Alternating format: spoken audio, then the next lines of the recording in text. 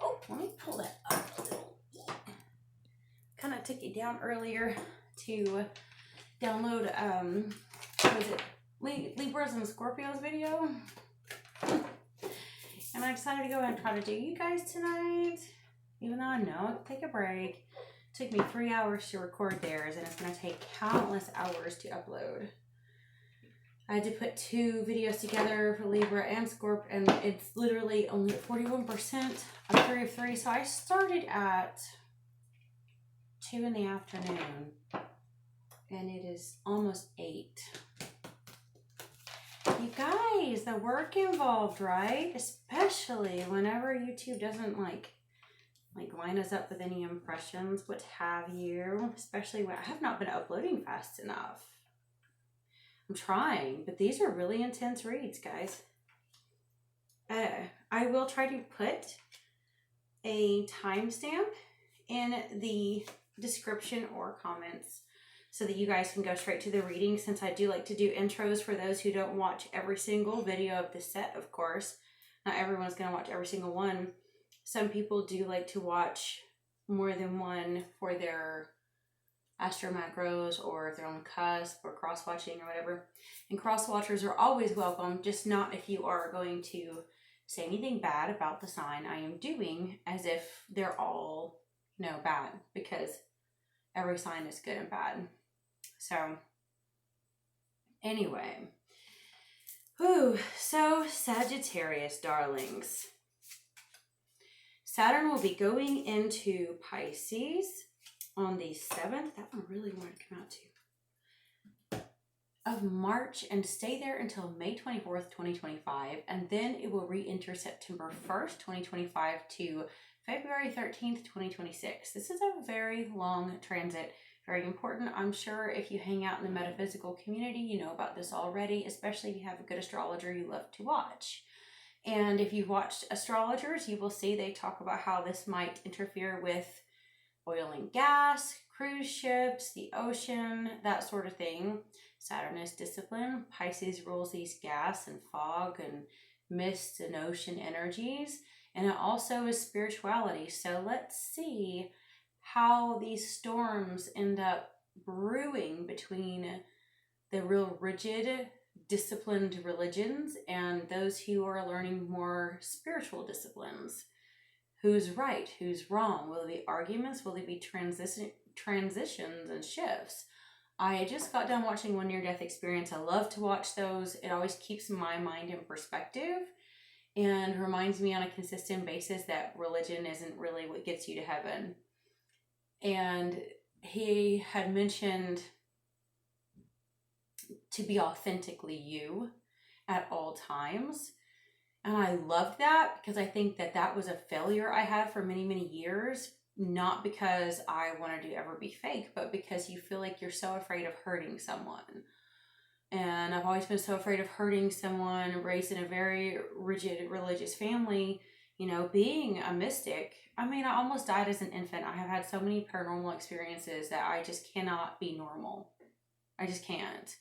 If you want to hear about some of those experiences, I have it on my other channel. It's in the description. It's on this channel, like on the homepage. So, obviously I tried to deny myself. I had several past life dreams when I was young. I remembered things, and I was consistently squashed down by my parents. And this Saturn going into Pisces is kind of forcing a lot of us to come out of that spiritual closet. So for you guys, it will be in your 4th house of home and family. Saturn actually is in my 4th house of home and family, because my sun sign Aquarius is in the 3rd house. So it ends up putting Saturn, when it goes into Pisces, in my 4th house, which is kind of what you guys are going through. And of course, if you do your personal transit, I'm sure it will be in a different house, but overall your Sag energy will experience that 4th house shift, and it will discipline you in your home life, the way you review your family life, the way you review your family spirituality, religion, addiction, what's illusion, what's your intuition, all of this fun stuff, right? Hidden secrets that have been in your family. Think of what is that? Healing generational wounds and curses we have a lot of things passed down, and you know, some of the more religious people from the age of Pisces don't understand this. A lot of us that are waking up into this coming age of Aquarius understand that we have the opportunity to heal our bloodline. We may have even come into this incarnation just to heal this bloodline that we're in. So also like and comment, please, if any of this resonates with you, even just a smidge.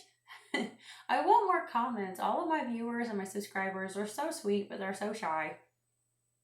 And I'm not real good at being like, comment. Some readers are so great at like every 5 minutes, you should comment, and I don't know, I guess I get so zoned in on my readings that I don't remember how to sell myself, which I need to do in this world, right? And then of course, sub if you want more, which, you know, you might not decide till we do the reading, right? Let's see here, darlings. I just want to make sure I don't forget anything on my notes. Oh, I do have readings and spreads for sale in my Etsy shop. I also have some 3-packs of Hamsa Evil Eye necklaces for sale in my Poshmark shop. Everything is in the description. Okay, guys, this is what I call a road opening reading, and it will help us dive into any shadow work we will be doing in this Saturn going into Pisces. And it's kind of like, what's blocking you? What is your pain? How are we going to overcome this? This may be a long process, or this may be where you're heading into this transit knowing, so that you have a lot of time to digest it and like detox and move on, right? And your pain is coming from Ace of Wands reversed.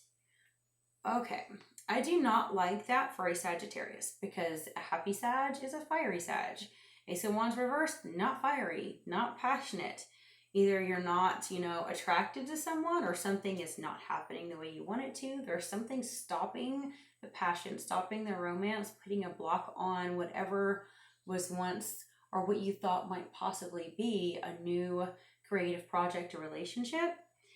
Because upright is creation, is fertility, is passion, right? And then why are you being blocked? Like, what is blocking you? And we have the 3 of Coins. Ooh, okay. We have the 3 of Coins. That's what's blocking you. And then the secret enemy, the foundation source of your problem, is 2 of Wands. I think there's a competitor. Okay. Okay, I think some of you actually have your eye on someone at work, perhaps. Or your work life is so exhausting it's stopping you from enjoying your private life or your personal life, right? Whatever it is, 3 of Coins is collaboration. It's working together. And if this is blocking you, okay, why do I have a feeling this is one of those, like, I agree with my daughter, it's not a love triangle if 2 guys are after 1 girl or something, right? Because that's more like a girl being cornered. It's like, it's cornered. It's like, you know, you need each one to like each one for a 2-year-old triangle.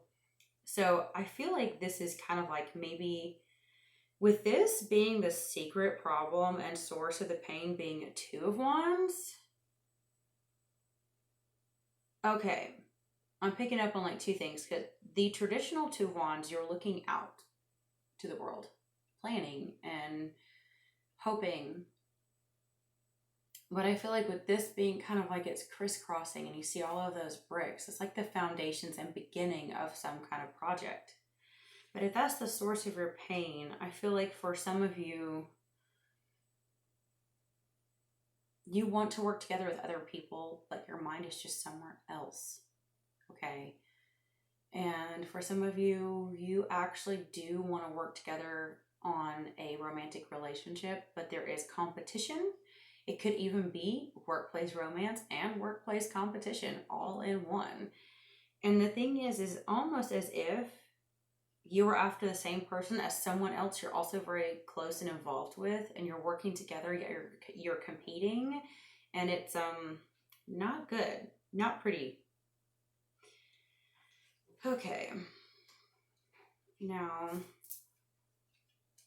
how can you overcome this problem? Whoo, we have 2 coins. There is a lot of 1, 2s, and 3s going on in here.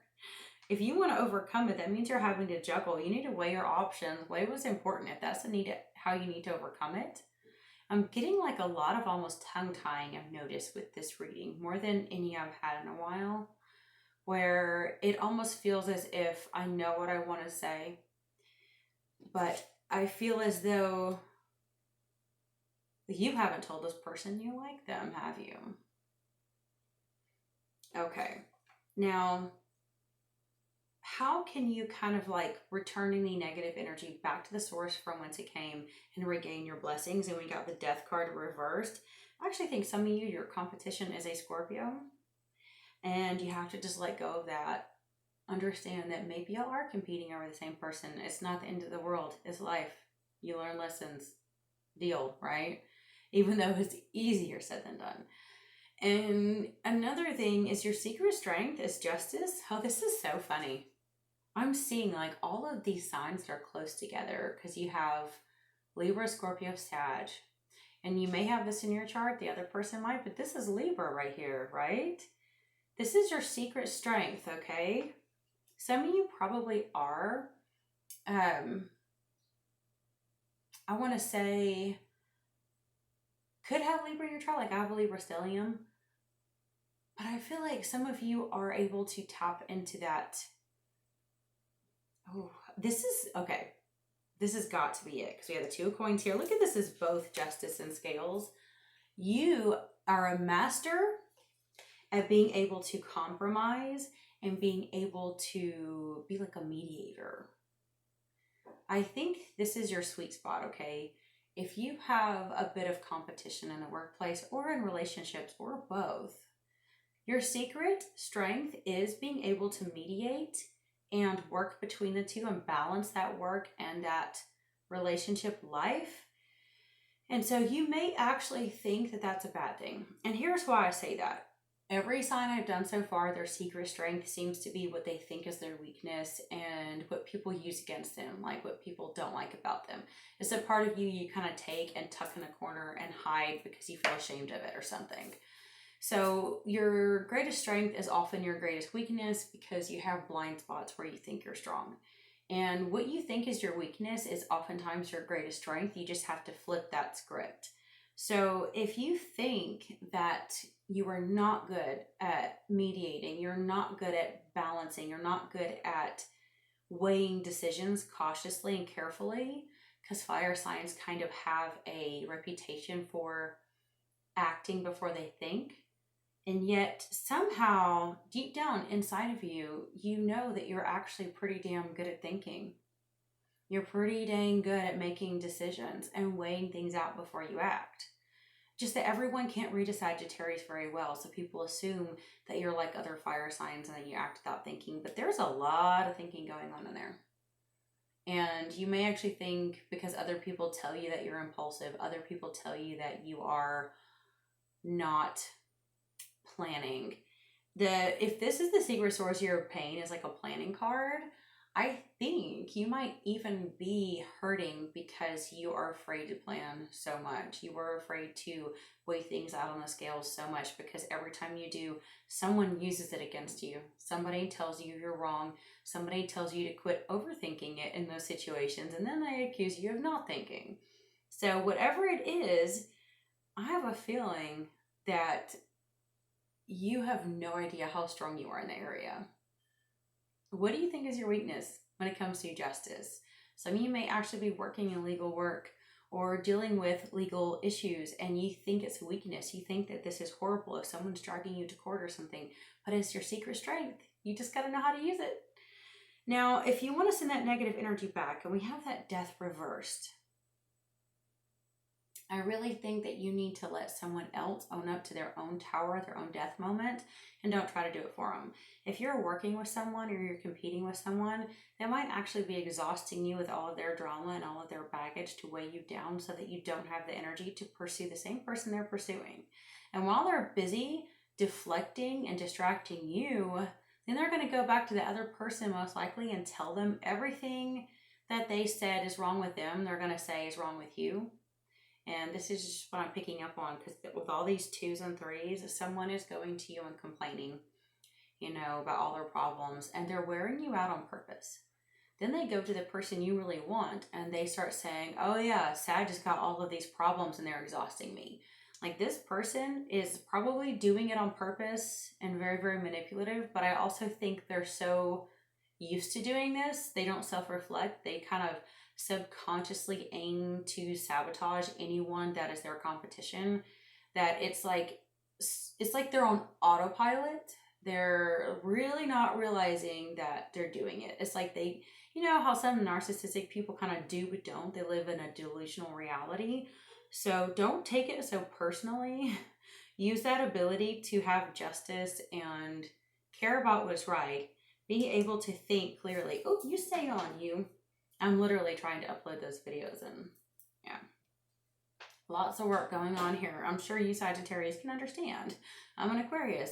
I think we work way harder than people know. Okay, now let's see. If you want to turbocharge number 4, get through this, overcome this pain quicker, we have the 6 of Cups reverse, which completely tells me to let go, let go, let go. This might be a best friend. It could be a coworker and a best friend, but have you noticed how many times best friends at work all of a sudden are not your best friend the moment you quit that job? It's like, or the moment you're not going to the same university or something, it's like it's all out of convenience. So you've got to understand that friends are friends for a season most of the time. It's very rare that someone stays your friend for life. You don't have to sit here and feel guilty about possibly losing them. It doesn't mean you're even backstabbing or betraying or being cruel. If anything, they might be doing it to you. And of course, you can always flip the script if you want, but you know, take it what resonates, right? I will say that if you can overcome this problem by weighing things out, by juggling, and your secret strength is the scales, you're not going to do this in an unfair way. If you decide to let the chips fall where they may, you will actually invoke a sense of justice and balance and fairness, okay? So if this person gets upset, you just have to let it go. It's none of your business what they do or don't do. I also know that sometimes you have to come to terms with someone who is also not taking very good care of their children. When you have the 6 of Cups reversed, you may know that this person is not even being a good parental figure right now because they're so busy trying to pursue another person too. And you need to ask yourself, do you really want to be getting too close or spending so much time with someone that is neglecting their own children? Okay. Now let's see. How can you allow trouble to meet its end, let it crumble, meet its demise? How can this mountain crumble into the molehill it should be, right? And we have grief and sorrow. Wow. Okay. I keep picking up on this, guys. If you have a friend, coworker, both, who is constantly whining and bitching and moaning to you, if you want that to end, you gotta just let them have their own grief and sorrow. Let them do their own healing. I think that they are actually using you, and they might be doing it to the other person too for attention. They don't know when to quit. They don't. And you might also have to allow your grief and sorrow over any of this stuff to release itself. And again, let it go. You can't cling to it. Whenever you feel negative emotions, it is very important to let yourself feel it out, because if you hold it in, it can make you sick. It's not necessarily good to overthink those moments, because we can go to a very dark place if you try to logically understand emotions.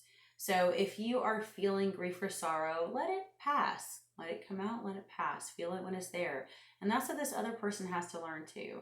They may be trying to overanalyze and overthink these feelings, and then they start trying to bring it onto everyone else because they want everyone else to process and transmute what they're going through, which I'm seeing this a lot in these readings. When Saturn goes into Pisces, I've been warning people that a lot of us will be facing ourselves, facing our 12th house energy, but a lot of people will be projecting because they don't want to face it. A lot of people are already looking for someone to be the scapegoat in their life so they don't have to face their own baggage, and it's just not going to work. Saturn will remove those people if they have to. So, I mean, like I said, you can even flip this. If you ever find that you're using other people to get your grief and sorrow out on, you may have to realize that you have to let it out by yourself sometimes, for yourself, Even if you're in therapy, it's great, but you have to actually be accountable for your own feelings and accept them and let them pass. You're not supposed to like vomit out all of your feelings onto other people. And if this person is doing that, they're going to have to learn that as well. We have to actually be able to face our feelings without letting them rule us. Now, if you want to have the ultimate victory, you need to have expectation, which is what we have. If you want to be able to weigh things out, balanced and fair, let go of where the chips fall and expect something good in your life. Have hope again. This is such a beautiful card. You know what's really ironic about this too? It's like, okay. I'm looking at this because I'm like, what? Okay, look at these pretty cards. And do you notice how I almost thought he was like looking out some way. I have no idea what he's doing, to be honest. There's like little words there I can't see. But okay. Yes, that's so strange. Okay, for some reason I felt like they were both looking out a certain way, which they technically are. I'll show you how it looks for me. They're almost looking at each other. Okay. And I'm sitting here wondering, okay, if you want to accept something really positive in your life, don't be afraid to look behind you at Mr. Grief and Sorrow over here. Mr. Grief and Sorrow is looking at you too. The strange thing is sometimes the most beautiful things come out of the ugly, which I know doesn't seem fair. We do have success in love. I do feel like some of you will end up with this person that you want so badly by having fairness, by balancing things out, by actually holding in your justice despite this other person behaving the way they're behaving. Ooh, God, you wanted to come out right away. That's Four of Wands reversed. Got the Emperor of the Death card. I really do think some of y'all are actually having to deal with kind of a competitor with an Emperor-like energy. Very firm, very tough. That was the energy I kind of picked up on. You may have someone who has a lot of grief and a lot of kind of like, you know, sad sob stories, the woe is me stories that they love to kind of pour out on everyone, almost like for attention. But their energy is so harsh, it's unbending, I feel like, which is strange because I'm trying to do some shorts for everyone because I'm taking so long to get these readings out that I feel as though I cannot get my readings, you know, out in a timely fashion, and I don't want to neglect all of my viewers that I care about so much. And I remember getting the Willow for Sagittarius that I already posted tonight. And it's about, you know, through all of this chaos and upheaval, you have to be able to bend so that you don't break. And I feel like this person cannot bend and they will break. That grief and sorrow is clarified by the Two of Cups and the Five of Wands reverse. I think there has most certainly been fighting over a love relationship. And it's kind of the dust is sort of clearing. You may have already been fighting with that person. The success in love is clarified by the Knight of Cups reverse and the Ace of Swords. I think some of you already know that the person you care about knows you've been emotional over them. I think you've either already told them or someone else has. Justice is clarified by the Ten of Cups. Oh, and the Knight of Wands. Wow, guys. You guys have had to fight so hard. You are beat up from fighting for this love and family home relationship you want so bad. You may actually feel beat up through this transit with Saturn being in that fourth house. We have the Six of Pentacles reverse, clarifying that Ace of Wands reverse. I think some of you may even feel like someone is not being generous with you. Some of you may actually have been going through some sort of a divorce or some sort of a layoff at work or something like that. And the lack of finances has also made it very hard for you to pursue your dreams. Now we have the Queen of Cups clarifying the Three of Coins. I really do feel like it doesn't matter your sexuality or your sex. I feel like the person you want to be with is in their feminine. Definitely flip this script. I feel like they're in their feminine and it's two masculine energies that are after this feminine energy. Now this can even be, you know, I don't care if it's gay or straight or what, but even if you're a woman and you're competing with another woman, if you're both kind of very dominatingly wanting to pursue a man and you're both straight, if you're actually both kind of in that dominating energy, you're in your masculine energy, and this other person is in a receptive feminine energy. Do you see what I'm saying? And I really do feel like this person feels a bit delicate, they feel like they're a tug of rope between you and this other person. And I think it's getting to them, okay? Now, for some of you, you may be going through that, especially if you're a cross watcher. You might actually feel like you're the tug of rope, and it's getting pretty dang old. The Six of Cups reverse is clarified by the Knight of Swords. That is very fast energy. I really think it's reiterating to let go, let go, let go. Also, that may be part of that bending and not breaking, right? We have Ace of Cups reverse clarifying the Two of Coins. So if you're trying to balance out, weigh things out, what isn't full of life? What isn't overflowing with living water? What is and hasn't lost its love, its passion, its drive, right? That can be your determining factors. We have, oh wow, love it. Okay, so we have the expectation, and it is actually clarified by the Ten of Pentacles. It is reversed, but usually these are not actually supposed to be negative unless you pick up on it. It just means a little bit of a delay. So you expect this beautiful home life, just like the Ten of Cups you're fighting for. It's just taking time. We do have the Six of Cups at the bottom of the deck. I do think some of you really want to cling to those positive memories, and there's nothing wrong with that. Look at that. We have Four of Wands at the bottom of that deck. We have that one that fell out, kind of reversed. Again, you may have this home family life that is your goal. It's just taking longer than you want. But that's part of this lesson. It's kind of this Saturn and Pisces lesson for you guys. It is what it is. It's the stuff that we want the most. That is usually our biggest lesson. It's so unfair, isn't it? Ooh, we have Eight of Roses, the Sangha community. I've gotten this many times being Aquarius. I know this is me. I love this card. Where are you, darling? How much time do we have? I might actually make it without having to stitch it, which means I can upload it sooner. So I'll be excited about that. Nice. I'm really trying to get in a faster flow. It's so hard because I love to talk. Okay, inside a room, people are seated around a table conversing with interest and energy. There are many icons from different groups and societies. And if I pronounce these wrong, I'm a Tex-Cajun, okay? A Saticus, a sunflower, a Tibetan bell, an Egyptian scarab, a dream catcher, and a Star of David are just a few. This card indicates that it's a time to join or rejoin your group, your ashram, your tribe, or your sangha. Whatever you call it, it is a community that connects you with others of like-minded purpose and activity. There are many communities in each person's life, and still more that return from past lives. For instance, you have your family, friends, and work associates. But you also have the people with whom you share many creative, cultural, or spiritual purposes. New friends can also be coming your way at this time. Be open to these new connections.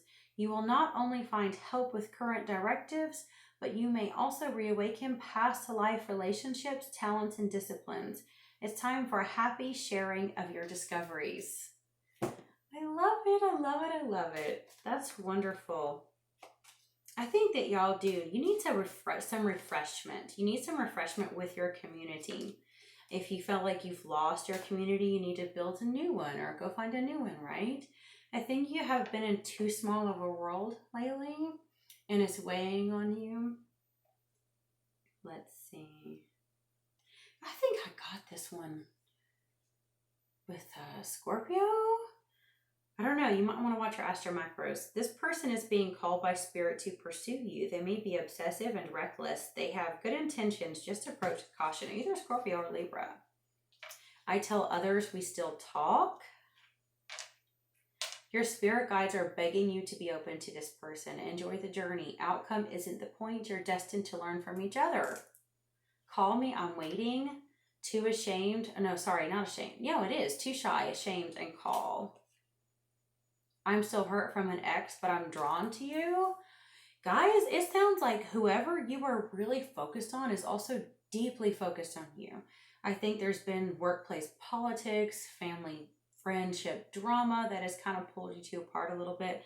I certainly think they're thinking about you as much as you're thinking about them. And I think you'll probably get through this and you'll end up with the one that you love. If you made it this far, please like, please comment. I love some comments. I love you and I bless you. Until next time.